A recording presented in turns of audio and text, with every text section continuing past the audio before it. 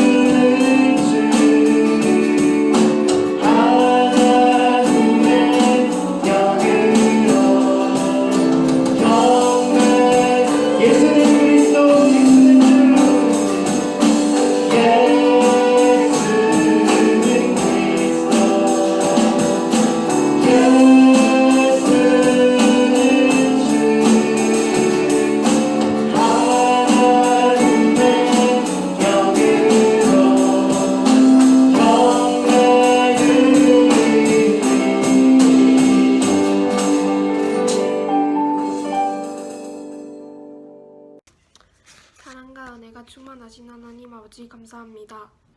지난 한 주간도 저희를 지켜주시고 코로나로 인하여 보이기 힘든 시기이지만 온라인을 통해서라도 예배를 드릴 수 있게 해주셔서 감사합니다.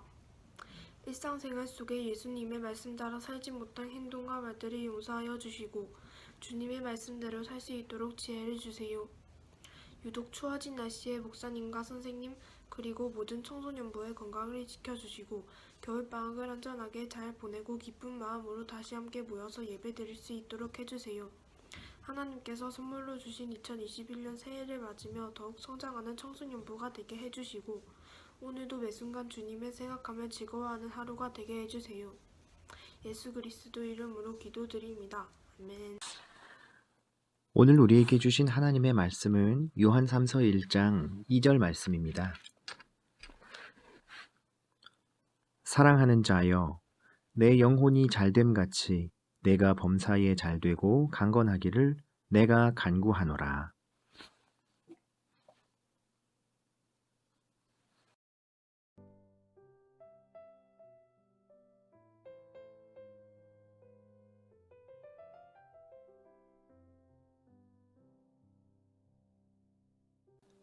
세상에서 제일 하기 어려운 일이 뭐라고 생각하세요? 전교 1등? 로또 당첨? 아니면 우주 정복? 의견이 너무 다양해지니까 질문을 바꿔볼게요. 어떤 일을 할 때 가장 힘든 요구사항은 뭘까요? 상인에게 물건 싸게 달라고 하기? 선생님께 수업 빨리 끝내달라고 하기?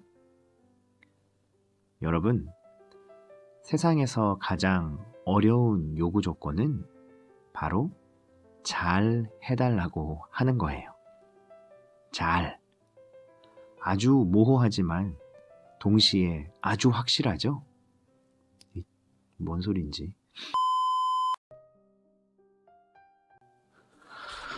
여러분은 넌 괜찮아, 넌 잘하고 있어 라는 말을 들으면 내가 뭘 잘하고 있지?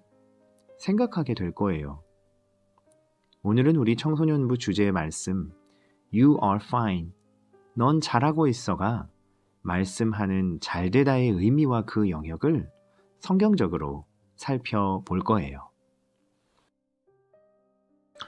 첫 번째로, 성경적인 잘됨은 세상에서 말하는 잘 나가는 것을 말하는 게 아니에요. 요한은 가이오가 범사에 잘되길 기도해요. 여기서 범사에 잘되고는 세상에서의 모든 일에 성공한다는 뜻이 아니에요.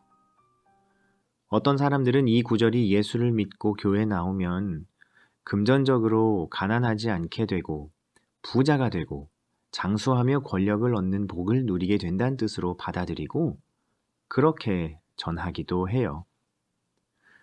그런데 이것은 엄밀히 말하자면 예수님의 가르침과는 정반대가 되는 말이에요. 예수님의 가장 위대한 업적은 뭐죠? 아이러니하게도 십자가의 죽으심이에요. 사람이 감당할 수 없는 고난과 외로움의 길이었죠.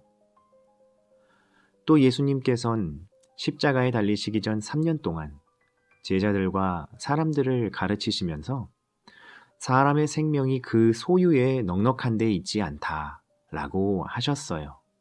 즉, 잘 된다는 것은 형통함과 부요함을 뜻하지 않아요.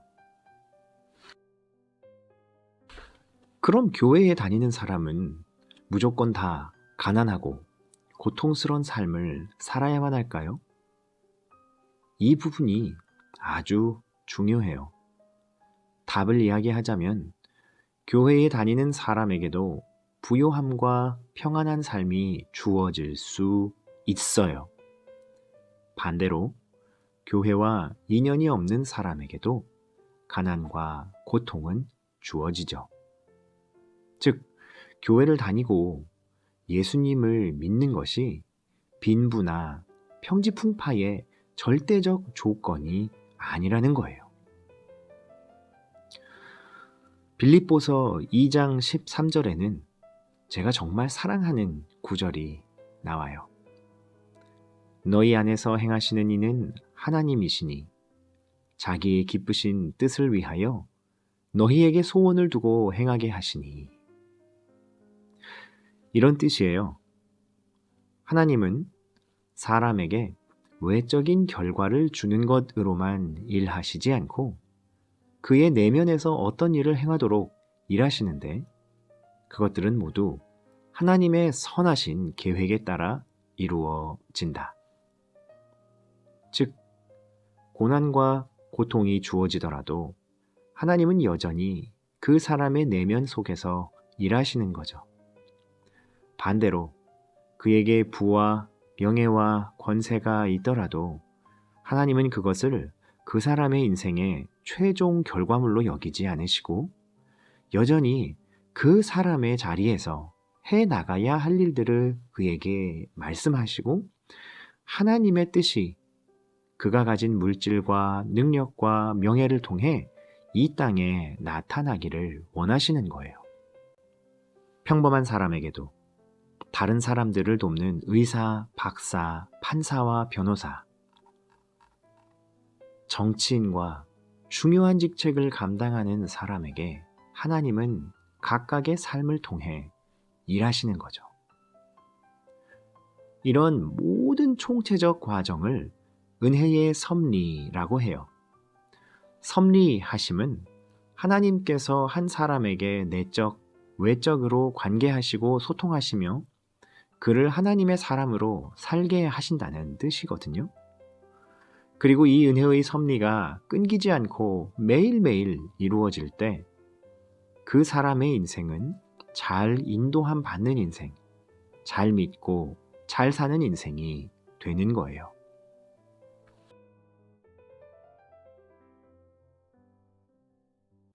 두 번째로 성경적인 잘됨은 그 사람의 영혼과 몸이 함께 성숙하는 거예요. 간단하게 설명할게요. 우리의 존재는 몸, 혼, 그리고 영으로 분류돼요. 몸은 육체를 말해요.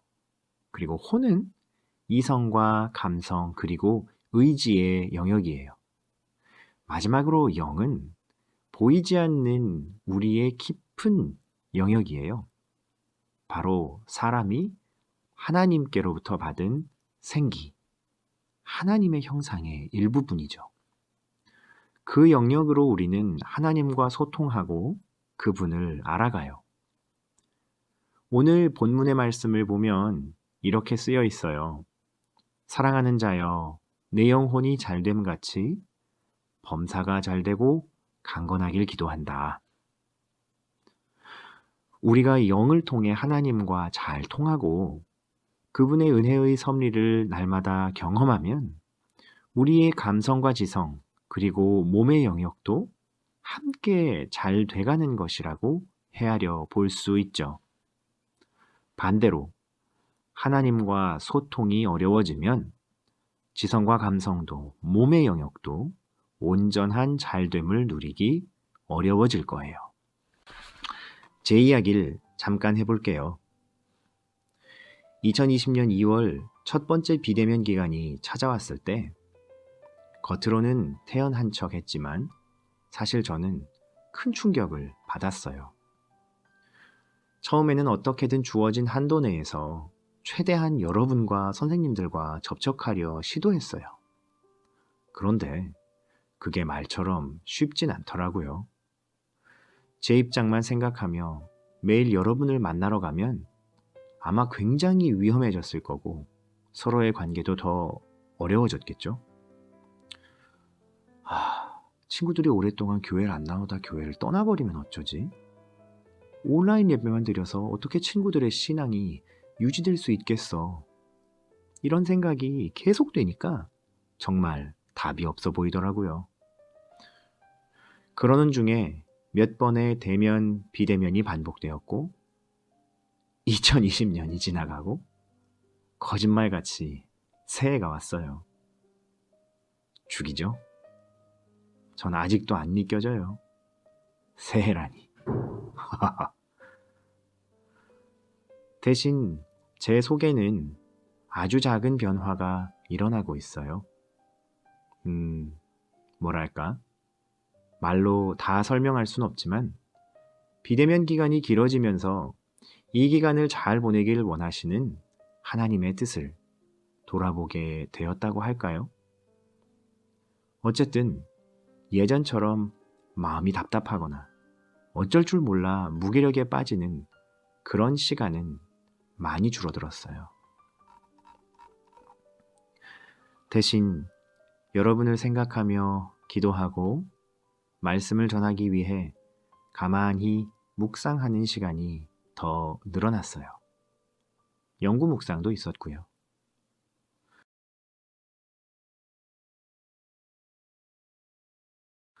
이제 좀 더 새로운 모습으로 온라인에서 여러분을 찾아가기 위해 이런저런 준비들을 하고 있어요. 지난 시간들은 돌이켜보면 정말 힘들고 괴로웠지만 하나님의 은혜의 섭리하심 가운데 있었던 좋은 시간이었다고 말할 수 있게 되었어요. 사랑하는 여러분, 저는 항상 기도하고 있어요. 이 비대면 기간을 통해 여러분의 영혼이 자라가고 몸과 마음이 안전하길. 그래서 이 고난의 시간 가운데서도 우리에게 좋은 것을 주시는 하나님과 함께하고 내 곁에 있는 가족과 친구에게 넌 잘하고 있어 라고 진심으로 고백해주는 사람이 되기를, 그런 여러분의 하루가 되길 우리 하나님께서 원하고 계세요.